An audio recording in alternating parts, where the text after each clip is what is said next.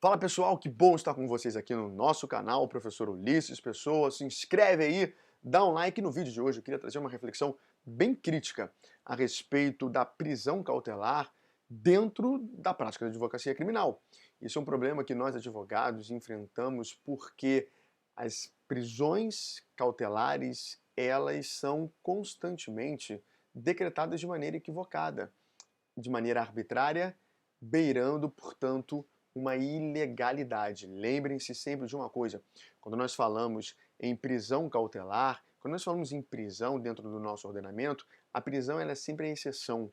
A regra é sempre a liberdade. E se a prisão ela é sempre a exceção, ela precisa ser decretada de maneira bem fundamentada, de maneira bem sólida, respeitando todas as balizas legais, porque senão essa prisão acaba se tornando ilegal, arbitrária, e nesse sentido ela não pode ser reconhecida dentro do Estado Democrático de Direito. Quando nós falamos em prisão cautelar, que é o tema que nós estamos abordando aqui, nós estamos falando da prisão cautelar dentro do processo, ou seja, é a prisão dentro do processo. A prisão cautelar ela é diferente, portanto, da prisão extrapenal ou da prisão penal. Por isso que nós falamos que a prisão cautelar é a prisão dentro do processo penal. A prisão cautelar é um gênero e tem três espécies. A prisão em flagrante, que está ali entre os artigos 301 e 310 do Código de Processo Penal, a prisão preventiva entre os artigos 311 e 316 também do Código de Processo Penal, e a prisão temporária dentro da Lei 7.960 de 89.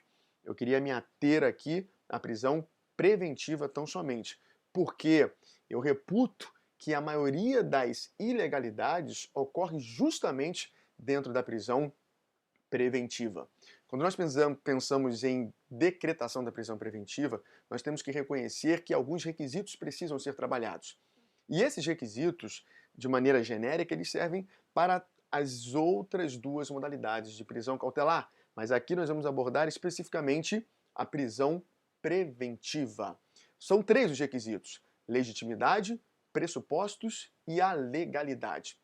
A legitimidade está no artigo 311 do Código de Processo Penal. Basicamente, a legitimidade nos ensina esse requisito, dentro do artigo 311, que para a prisão preventiva ser decretada, só o juiz pode decretá-la. Seja na fase da investigação, agora pensando numa visão do juiz das garantias, seja na fase do processo, pensando no juiz da instrução, o juiz dentro do processo. Mas só ele que pode decretar, de maneira bem fundamentada, bem motivada, a prisão preventiva. Além disso, nós temos os pressupostos. Quais são os dois pressupostos? Periculum libertatis, perigo da liberdade, e fumus commissi delicti, fumaça do cometimento do delito. Esses dois pressupostos basicamente encontram-se consubstanciados no artigo 312 do Código de Processo Penal. Quando nós pensamos ali e lemos garantia da ordem pública, garantia da ordem econômica, conveniência da instrução penal ou para assegurar a lei penal, isso nós estamos falando e chamando a atenção para periculum libertatis, são os requisitos ali, digamos assim, do periculum libertatis. E a parte final do artigo 312, indícios de autoria e materialidade dos fatos e outras coisas mais, é o que nós chamamos de fumaça do cometimento do delito, ou fumus commissi delicti, ou seja, para uma prisão preventiva ser decretada, tem que ter periculum libertatis e também o fumus commissi delicti. Além disso, nós temos o requisito da legalidade, consubstanciado no artigo 313 do Código de Processo Penal. O artigo 313 basicamente nos ensina o seguinte: em que momento, em quais situações que a prisão preventiva ela pode ser decretada pelo juiz. Pois bem, qualquer distinção, qualquer não reconhecimento desses requisitos, a prisão ela se torna ilegal. Recentemente, aqui no Rio de Janeiro, eu falo do Rio de Janeiro, nós tivemos um caso emblemático e triste a respeito da arbitrariedade e ilegalidade em relação a uma prisão preventiva que aqui foi decretada. Um menino, um rapaz maravilhoso, talentoso, ele toca, inclusive numa orquestra, foi confundido de maneira equivocada através do reconhecimento fotográfico em sede policial e ele acabou tendo a sua prisão preventiva decretada erroneamente, beirando não, sendo de fato uma ilegalidade.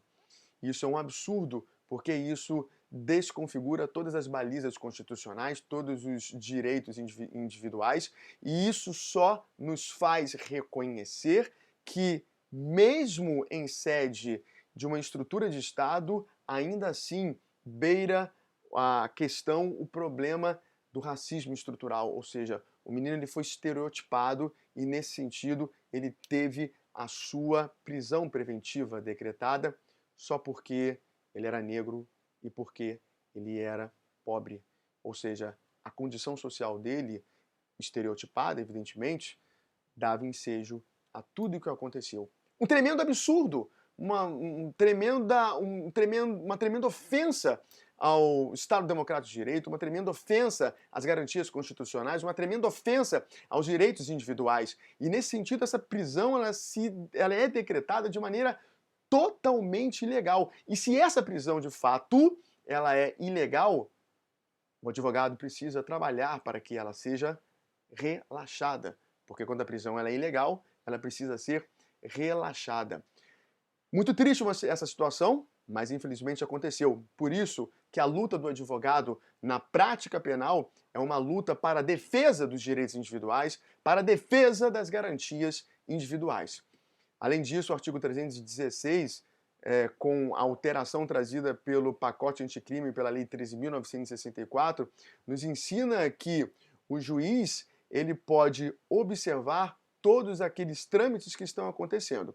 E se ele verificar, de fato, que os requisitos para a aplicação da prisão preventiva já não se comportam mais, ou seja, já não se fazem necessários, aquela prisão também não vai mais se fazer necessária. E, nesse sentido, ela pode ser não relaxada, mas sim revogada. Por quê? Porque a prisão preventiva ela é rebus sic stantibus, ou seja, ela perdura enquanto os seus elementos fundantes para a sua decretação perdurarem. Mas é claro que, diante de uma prisão, nesse caso preventiva, ilegal, ela precisa ser relaxada. E essa é a nossa luta enquanto advogados dentro da prática penal. A nossa luta pela justiça, a nossa luta pelo próximo, a nossa luta pelo outro, a nossa luta por uma sociedade mais justa. Pense nessas coisas. Pense nesse problema que é a prisão cautelar hoje na nossa sociedade.